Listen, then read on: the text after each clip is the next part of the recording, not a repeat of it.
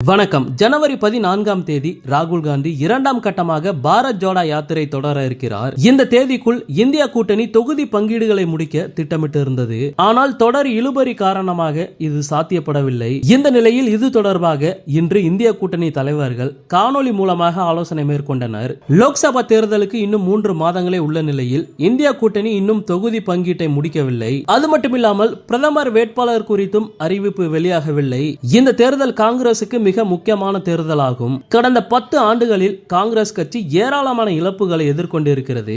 ஏற்கனவே ஆட்சியில் இருந்த மாநிலங்கள் தற்போது கை நழுவி போய்விட்டது. அது மட்டுமில்லாமல் கட்சியில் இருந்த மூத்த தலைவர்கள் சிலர் வெளியேறியுள்ளனர். திரிணாமுல் காங்கிரஸ் மற்றும் ஆம் ஆத்மி இந்த 2 கட்சிகளும் பாஜகவின் பி டீம் என்று சொல்லி வந்த காங்கிரஸ் தற்போது அந்த கட்சிகளையும் இணைத்து இந்திய கூட்டணி என்ற பெயரில் தேர்தலை எதிர்கொள்ள தயாராகி வருகிறது. இதற்கு முக்கியமான காரணம் கடந்த 2019 நாடாளுமன்ற தேர்தலில் ஏற்பட்ட படுதோல்விதான். 421 தொகுதிகளில் களம் கண்ட காங்கிரஸ் வெறும் 52 தொகுதிகளில் மட்டுமே வெற்றி பெற்றது. எனவே இந்த முறை எப்படியாவது பாஜகவை தோற்கடிப்பது என தீவிர முயற்சியில் கட்சி இறங்கி உள்ளது. இந்த தேர்தலில் பாஜக வெற்றி பெற்றால் பிரதமராக மீண்டும் நரேந்திர மோடி தான் பதவியேற்பார்.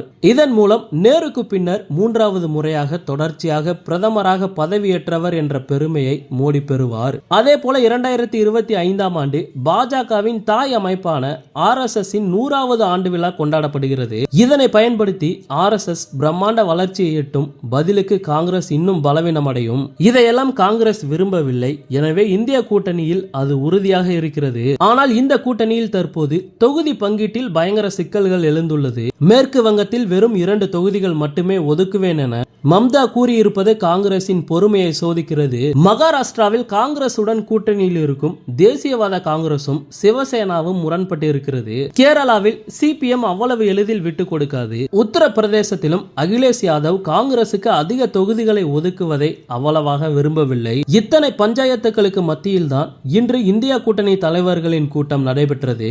இந்த கூட்டத்தில் தொகுதி பங்கீடு குறித்து விவாதிக்கப்பட்டதாக கூறப்படுகிறது.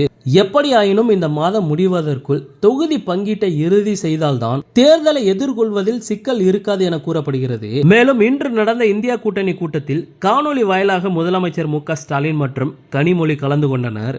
அது மட்டுமில்லாமல் இந்தியா கூட்டணியின் தலைவராக தற்போது மல்லிகார்ஜுன கார்கே தேர்வு செய்யப்பட்டுள்ளார். ஓகே, இது போன்ற செய்திகளை உடனுக்குடன் பெற மறக்காம நம்ம சேனலை சப்ஸ்கிரைப் பண்ணி சப்போர்ட் பண்ணுங்க.